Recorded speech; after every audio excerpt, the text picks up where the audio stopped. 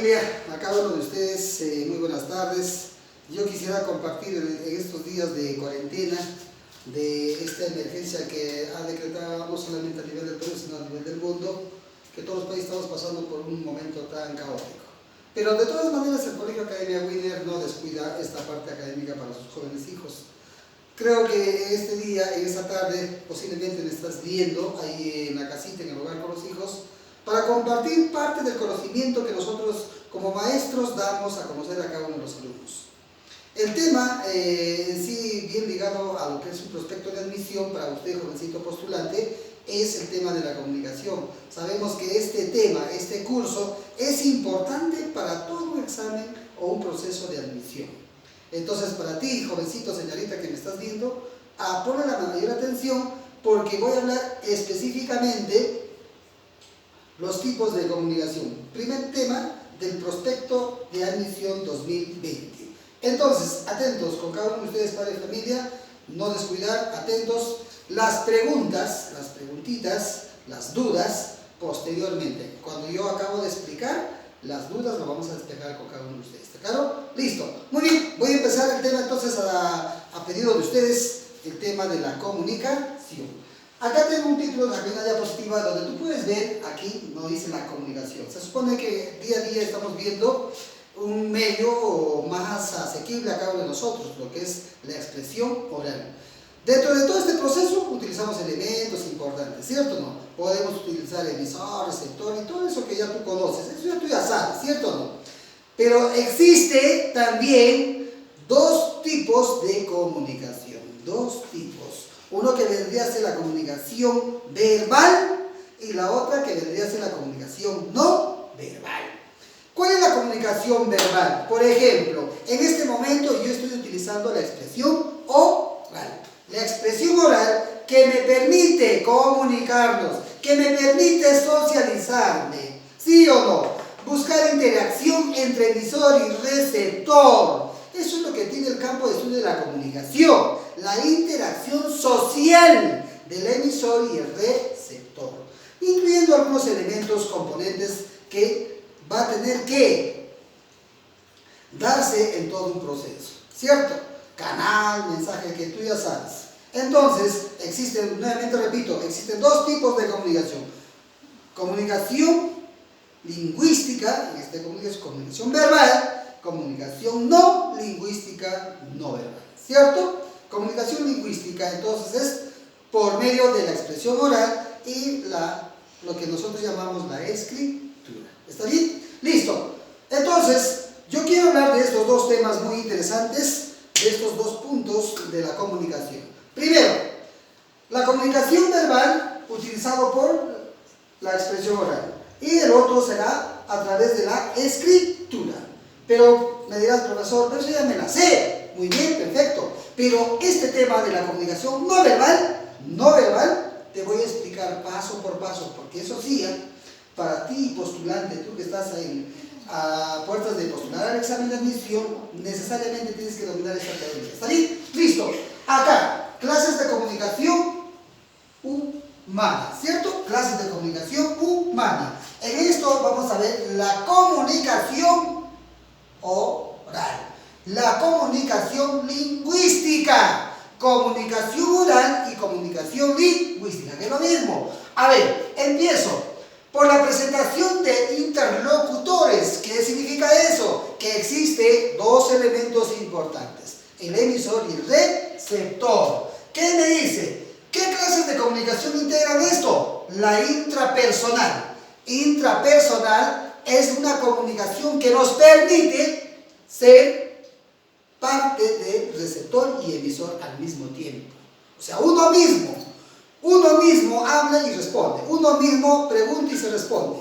Cuando tú hablas y te respondes, cuando estás solo, no existe ninguna persona alrededor, eso significa que estás dando una comunicación intrapersonal. Los monólogos, inclusive puede ser un diálogo personalmente contigo, o sea, así como que estarías un poquito loquito, algo así, ¿no? Entonces, luego tenemos la comunicación interpersonal, que necesita necesariamente de dos elementos, emisor y receptor, que la comunicación debe ser hablada espacio la comunicación directa y la comunicación indirecta. La directa es a corta distancia, que tú, jovencito, señorita, lo estás realizando día a día en esta cuarentena con tus padres, con la familia. Es una comunicación directa. Y entonces ya no utilizas otros medios, ya no creo que de tu sala al cuarto estés llamando a tu papá, a tu mamá con el celular, no creo. La comunicación es más directa porque los espacios son más cortos. Luego tenemos la comunicación indirecta. Están distantes y utilizamos medios. ¿Pero qué medios? Por ejemplo, ya puedes utilizar el celular, puedes utilizar el internet o cualquier otro medio tecnológico que te permite comunicarte entre un emisor o un receptor. ¿Está bien? Listo. Tenemos ahora por la dirección del mensaje, unidireccional. Se da en una sola dirección sin retorno, y eso yo te explicaba. Yo te decía que como profe, ¿cómo es eso unidireccional? O sea, solamente nos limitamos a escuchar. Nos limitamos a escuchar. Estamos frente a la televisión, estamos al lado de la radio, nosotros solamente nos limitamos a escuchar, porque esos emisores como la radio y la televisión nos emiten mensajes y nosotros nos limitamos. Por eso dice, cuando el emisor envía un mensaje y sin retorno, significa que estamos desarrollando una comunicación unidireccional. Bidireccional, por la dirección del mensaje, bidireccional, se intercambian mensajes alternamente. O sea, ya podemos tener un diálogo entre emisor y receptor. Yo te pregunto, tú me preguntas. Tú me preguntas, yo te respondo. Entonces va a existir un tema en común para poder dialogar, conversar entre emisor y receptor.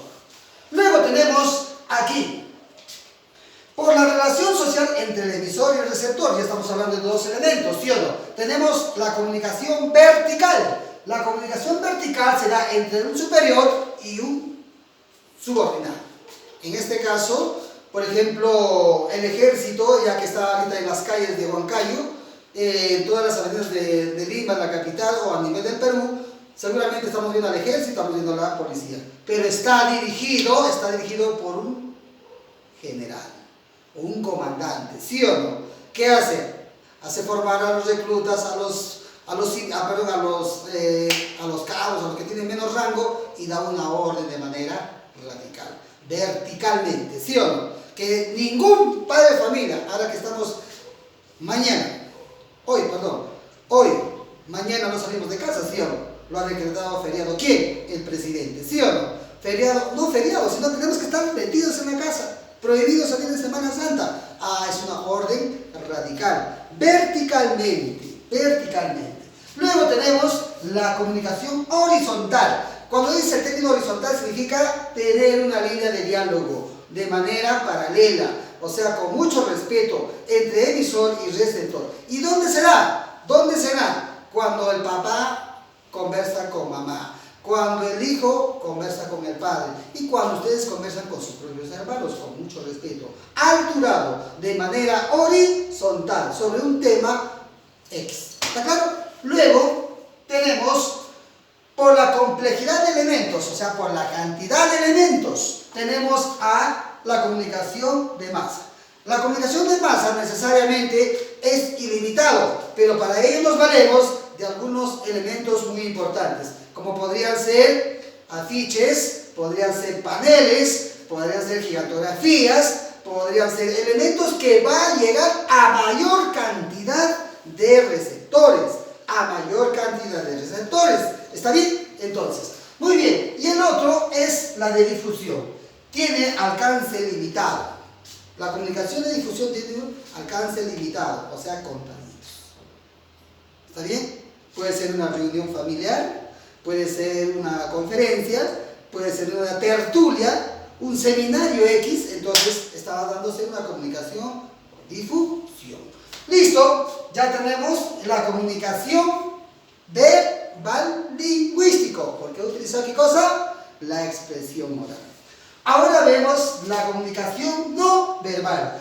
Algunas características para más o menos entender. Característica número 1, mantiene relación con la comunicación verbal. O sea, ¿qué significa? Cuando hablamos de comunicación no verbal, nos valemos de los sentidos, nos valemos de los movimientos corporales del hombre. Entonces, aquí se mantiene relación con la comunicación verbal. O sea, a medida que tú estás hablando, puedes utilizar algunos movimientos corporales. Actúa como regulador del proceso de comunicación. O sea, un movimiento corporal puedes adaptar de acuerdo a un mensaje.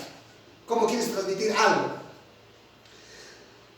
Si yo te dijera así, me dirías que está ok. Entonces ya estoy utilizando un movimiento corporal. Luego dice, cumple mayor número de funciones que el verbal. ¿Por qué? Es que solamente al aspecto oral podemos limitarnos a hablar. Pero con nosotros, con el movimiento de la cabeza, del cuerpo, de los miembros, aquí totalmente todo el cuerpo que llamamos movimientos corporales, podemos transmitir ciertos mensajes. Y luego tenemos posibilidad de retroalimentación inmediata. ¿Qué significa? Que todo movimiento debe tener un sentido. ¿Está bien? Entonces, vamos a ver la primera clasificación de un tipo de comunicación no lingüística. Pero ¿quién estudia estos movimientos corporales? Te pregunto, ya tú sabes. ¿Quién estudia? La kinesia. La kinesia estudia los movimientos corporales del hombre. Por eso decimos que eso vamos a tener que incorporar en nosotros. Desde los años anteriores, los cavernícolas también han sido pues comunicaciones no verbales, ¿sí o no? ¿Por qué? Utilizaban sus movimientos. Y en esos tiempos, pues, sus movimientos eran llamados ademanes. Ahora, ¿qué decimos? Que se llaman kinesia. Muy bien. Ahora, la postura corporal es interesante. Muy bien. También es un complemento que estudia la kinesia. Los gestos, cualquier gesto que yo transmito en mi cuerpo a un receptor, tiene que tener significado. Listo. Vamos a ver los tipos de gestos, ¿está bien? Los tipos de gestos que estudia la kinesia. Muy bien. Los gestos emblemáticos señalan emitidas intencionalmente. Su significado es claro y específico. Intencionalmente. ¿Cómo sería? A ver, te pregunto, ¿cómo sería? ¿Cómo sería un gesto emblemático? ¿Dudas? Allá. Muy bien, profesor. Cuando me dices son señales emitidas intencionalmente que tú estás adoptando un movimiento de acuerdo a lo que quieres transmitir. ¿Está bien? Por ejemplo, si estoy aquí, abro mis ojos, ¿qué vas a pensar? Que estoy asustado, que estoy asombrado. Te estoy transmitiendo ¿qué cosa? Un asombro, un miedo, un temor. ¿Sí o no? Eso es el gesto emblemático. Los gestos ilustrativos se producen durante la comunicación verbal. Sirve para ilustrar lo que estás diciendo. Por ejemplo, cuando uno habla, siempre va a tener a abrir los brazos, a mover la cabeza, ¿sí o no? O hablas como un robot. No creo. Tienes que utilizar los brazos, inclusive tus movimientos corporales del cuerpo. Por ejemplo, si no quiero, ¿qué haces? ¿Sí o no? Ven. Ya estás utilizando y estás haciendo unos gestos, ¿sí o no? Esos gestos no pueden ser netamente hablados, sino con movimientos corporales. Si yo te digo a una distancia, te estoy saludando, ¿sí o no? No necesariamente digo, oye Javier, hola, ¿qué tal? Solamente levanto la palma de la mano y eso significa un saludo. Luego tenemos los gestos patográficos. Los patográficos transmiten el estado ánimo del emisor. Si en este momento estoy así preocupado por esta cuarentena, no sé hasta cuándo va a ser, ¿qué me dirías? El profesor Héctor está preocupado, ¿sí o no? ¿Y qué tipo de gesto estoy diciendo? El gesto patográfico. Estado de ánimo. ¿De quién? El emisor. Y los gestos reguladores son movimientos producidos por quien habla o por quien escucha. Se supone que va a haber una interacción de movimientos entre emisor y receptor. Por ejemplo, si estamos conversando sobre esto de la cuarentena, del aislamiento social, significa que tienes opiniones distintas y tus movimientos serán distintos. De repente no va a ser tu cara así, de repente va a ser más pausado, más alegre, no sabemos. Entonces va a ser de acuerdo a la interpretación del texto entre emisor y receptor. Y los gestos adaptadores son gestos utilizados para manejar emociones que no queremos expresar. Cuando alguien nos agrede verbalmente o nos agrede psicológicamente, ¿tú crees que tu carita es lo mismo? No, ¿sí o no? Agachas la cabeza, te sientes avergonzado de algo. Entonces, todas esas cosas es porque tu estado de ánimo está reflejando algo aquí al receptor, ¿sí o no? Tú como emisor, ¿qué reflejas? Tristeza, pena, incomodidad. ¿Reflejas o no? Entonces, y hablamos específicamente de gestos adaptadores. Muy bien. Tenemos los complementos que ingresan dentro de los movimientos corporales. Tenemos la expresión facial. Expresa nuestro estado de ánimo. Profesor, ¿pero tiene que ver algo con un gesto? Sí. Porque se supone que cada movimiento de nuestra carita, esta carita que tenemos acá, abres la boca, cierras los ojos, ¿qué demuestra? ¿Qué demuestra? Tu semblante. Tu semblante. ¿Sí o no? Por ejemplo, no hay necesidad de hablar. Por ejemplo, si tú dices, Héctor, ¿quieres ir a almorzar? Y yo diría, no. No he dicho no, sino no. ¿Sí o no? Entonces, voy a entender que estos movimientos de mi cara, de mi faz, de esta carita, va a tener significado también. A ver, tú jovencito me dirás, a ver, profesor, ya estás hablando demasiado. Ah, ya, entonces yo muevo mi cabeza. Bien, no necesito decir, allá, uno. Muy bien, eso significa, está bien, tu opinión, ¿sí o no? Entonces, la expresión facial siempre expresa nuestro estado de ánimo. La mirada dentro de este proceso es importante. Cuando una persona te dice, a ver, mírame a los ojos, y tú a veces un poquito avergonzada, es que me da vergüenza, teacher, o me da vergüenza, amigo. Ah, no, por eso te dice que es importante la mirada, porque regula el acto fuente de información y expresión de emociones. ¿Tienes una mirada firme? Tu expresión es firme. Porque si tú tienes algo oculto, ¿sí o no? Estás mal. Entonces tú, cuando dices, mira los ojos sin miedo, sin temor y expresa de lo que tú sientes. Entonces la mirada es importante. Al enemigo, al amigo, al contrincante, es importante tu mirada. Porque tu mirada muestra seguridad. Tu mirada puede demostrar cobardía también. Y tu mirada también puede demostrar otras cosas. Entonces la mirada es importante en un proceso de diálogo entre emisor y receptor. Luego tenemos aquí la sonrisa. Hay sonrisas, como tú dices, disculpa, hay sonrisas hipócritas. ¿Sí o no? Hay sonrisas hipócritas, pero también hay sonrisas verdaderas, sonrisas.